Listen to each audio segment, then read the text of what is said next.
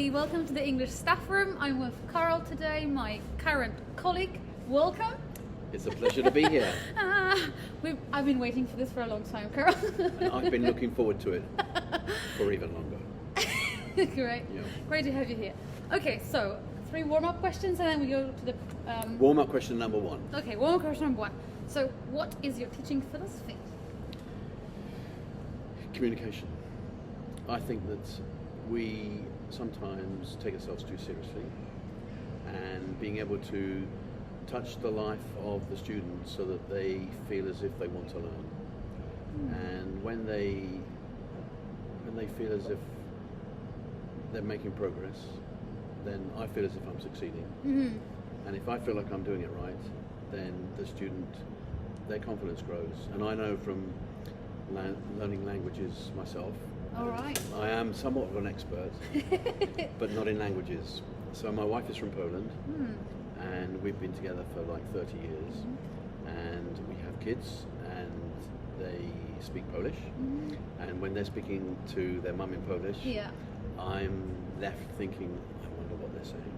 Okay. And so as a consequence of that, when you say my philosophy, ask about my philosophy, I'm thinking about the experiences I have at home when I don't always understand the subtle nuances of family discussions. And then if I can translate that into the classroom, then I can touch the lives of the students. And if I can do that, then they will feel as if they're progressing and learning, and that makes a difference. Oh, that's great. Do you have a favorite activity that always works in a classroom? Yeah, I do. So? For me, the activity is, I was going to say gossip, but that would be the wrong word. It's about being able to have a discussion, like a general discussion, but people getting involved in it. And when you're sitting there and you're talking to someone and you're really interested in what they're saying, you have the chance to relax. And if you can relax in your conversation, then you don't feel stressed. And if you don't feel stressed, then the conversation can move in a direction where you want the students to take it. And so when you ask, is it my favorite thing to do? It is, because the reason that I'm a teacher is about experiencing cultures. And I can be in any country in the world, depending on who I'm talking to. Right. And how do you motivate your students? Motivation is an interesting word, isn't it? Because we're all driven by different things. And I have found that driving a motorcycle can be motivating. Driving your wife crazy can be less than motivating. And for our students, being able to make them feel part of the discussion is a key thing. And if your language level is low, it's very difficult to do that for the teacher. But if we have enough empathy with their situation and circumstance, we can make a difference. And that's the key thing, making a difference in the student's life. They start believing in you, start having hope in you. And if you can give that to the student, they will touch your hand when you reach out to help them. So great. So today's episode will focus on your teaching journey. My journey. Yes. How long have you been an English language teacher? On the 12th of July in 2018, I sat opposite the examiner at Bell in Cambridge, and they congratulated me saying, surprised as we are, Mr. Hutber, you are now CELTA qualified. And it was a big step, and the torturous journey of going through CELTA left me somewhat scarred.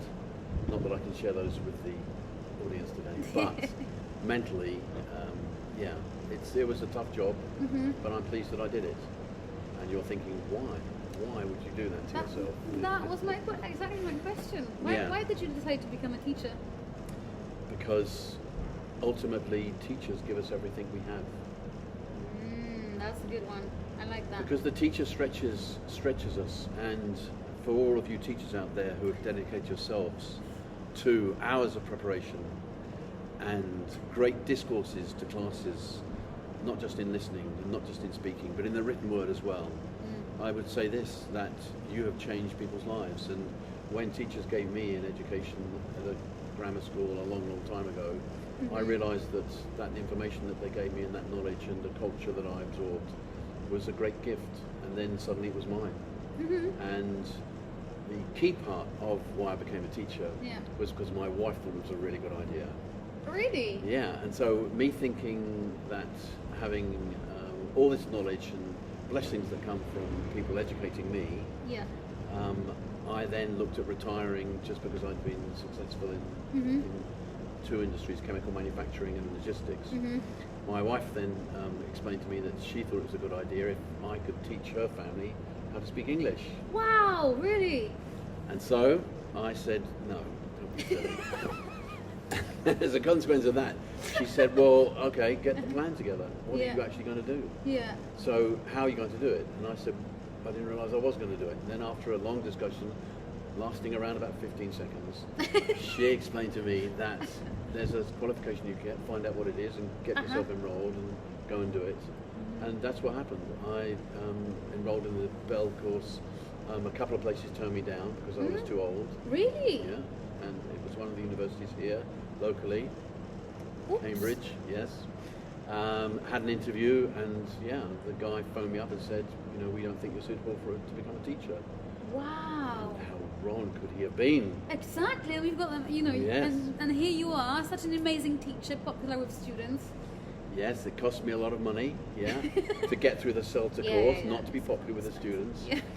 And the consequence of that was I enrolled in Bell and was there, did the course, and now I understood how to teach. So I was comfortable about my English language and using it, but having a methodology to teach. And the CELTA course really gave me that. And the difference that it gave me meant that on that date in July when I qualified, I came home and my wife said to me, congratulations, sir. We're very formal in our family. Congratulations, and now you need to get a job. Really? Yeah, and I said, well, isn't my job teaching your family when we go to Poland? She said, don't be silly, of course it is, but you need to be a competent teacher. So she got me the newspaper and said, this is the first number to ring. I then telephoned the number and spoke to DOS, and that is not someone that does very little. That is a director of studies who works very hard. And she said, okay, send me your CV. And I sent the CV over, and they responded with a phone call about an hour later, invited me for an interview that afternoon, on the Friday afternoon. Incredible. Yeah, it was. Is it with our school? No, it wasn't. No, it's different school. They weren't that foresighted, And so this was one of 4 schools that I taught at since then. Okay. And it was at EC in Cambridge, and I went down, had an interview, and it was a stressful interview because I didn't really know the industry, and I wasn't put off by it, maybe because of my life experience, but maybe just because they were keen to have people that were enthusiastic and qualified. And they offered me a job, and I started on the Monday. Wow, this is like so quick. You know? But for those people that are thinking of doing a course, the CELTA course or whatever qualification it might be in teaching English as a second language, recognise that we can make a difference, but the best time to qualify is in the summer. Because in the summer the schools are desperate for teachers because they need more of them. There are summer schools, and so if you qualify in June, July, August, there's more chance of you being able to get some work experience, and that opportunity will make a difference on your CV, because once you've got something written down there that shows that you've had some classroom time in front of real students, then other schools will have the chance to be able to take advantage of your talents, and that's what happened to me. Yay. So I taught there for a period, it must have been 6 months, a year, and then another school approached me. They approached you? Yeah, I don't know why. How cool is that? It was. was. You want it? Yeah, my wife wants me, to be experienced in terms of teaching, and so she said this was a good idea. Yeah. And I went to another school in Cambridge, and it was really because in the English as a foreign language profession, they're often 0-hour contracts, and this is not helpful if you're a young person looking to take on responsibilities. And so my wife said, have 2 strings to your bow. And so with the second interview, and they said, look, hey, if you get time, we'd like to take advantage of you, and this was in the coming up to the summer in 2019, then we'd like to do that. And I said it was a really good idea, and that's what happened. So I began working at the two locations, and it was genuinely helpful because the one school was perceiving that they wanted to take advantage of me as the students started to give good reports of my teaching, me teaching them, and that led to the second school being closed down because of they were sold off by the controlling company, and that was a bit sad, but that rolled forward, and the senior manager at that school at the Christmas party before we all left, before the school closed at Christmas time in 2019, said, Carl, there might be another opportunity for me, and if there is, would you take advantage of coming and working at a school where I was? And I said, what a great idea. I spoke to my wife and she shared the view, and that's why I'm here. Yes. Because the principal of the school here used to work at the previous school that I worked at here. That's amazing. That's an amazing journey, Carl. Yeah. So if there are some people who are hesitating whether they should become an English language teacher or not, they have this idea in their mind and they are like kind of still not sure, what would you have to say them to convince them to do it? Well, have it in your heart. So if you have a feeling that you enjoy communicating with other people and reaching out and touching other societies, other cultures, and it's interesting for you, then that's the beginning. Well, for me, that was the beginning. Hey, I married a Polish lady.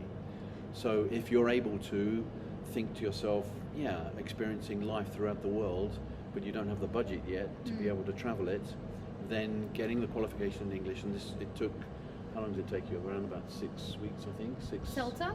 I think it depends on what CELTA you decide to do. There was like a full-time, so it was 4 weeks in my case, but it was like very intense. There are part-time courses as well. Maybe mine was 4 weeks because it was intense. Yeah. So once you've got the CELTA qualification, then you actually have an insight into how you would go about the teaching, and that was a real blessing for me personally, because it meant that the methodology was there in my head, the encouragement was there from my wife, and if you're looking at being able to go into this as a career, then you can do it as a young person. You don't need support from other people. It's obviously helpful that you've got other people encouraging you, but that qualification can then work for you right the way across the world. So if you're teaching locally, that's great, but it also means you might be taken to foreign parts to be able to live there and experience their culture, and you're taking the English language and sharing it with people that are really interested in learning it. Yeah, that's what I really love about having CELTA. So every door is open, every country is open to welcome you in our EFL world. Yeah. And it's a nice thing to do. I haven't travelled abroad because I've got abroad in my own home. But as an individual, it certainly has. Today, let's think what nationalities I was teaching. Arabic, not the language, don't be silly. I was teaching Arabic people. I was teaching people from Turkey, people from Cantonese, so it was from Hong Kong and Taiwan, and people from Brazil, and where else? Where's that guy from? Oh yeah, Qatar. So Mexico, I think as well. And Mexico as well. So every school will have diverse students because they're all coming from foreign parts, and we never know. Each week it changes, and some weeks you reach out to a culture that you've not touched before. And it genuinely has been and is a journey for me as an older gentleman. But it's a real pleasure, and I love doing it. If you want something that will stretch you and get you to reach into places you haven't been, then this is a career that would work for you. Yeah, I must say I totally agree. When I first started teaching international students from different countries, it was like an eye-opening experience for me, So, and I fell in love with teaching multilingual classes. It's great. It's just great. It means every class is different, because culturally people from different parts of the world are different, and that's what makes things interesting. I really do. I really enjoy it. Well, thank you so much, Carl, for It's been a speaking to pleasure. me today. Thank you very much for inviting me. Yes. If you have any questions about Carl's journey, please leave a comment. You can message us on Instagram. I'm sure Carl will be very happy to Of course I would. share his journey again and clarify your doubts. Okay, I hope there'll be more English language teachers inspired by Carl today. Please join us and stay safe. Have a lovely weekend. Bye. Thank you very much.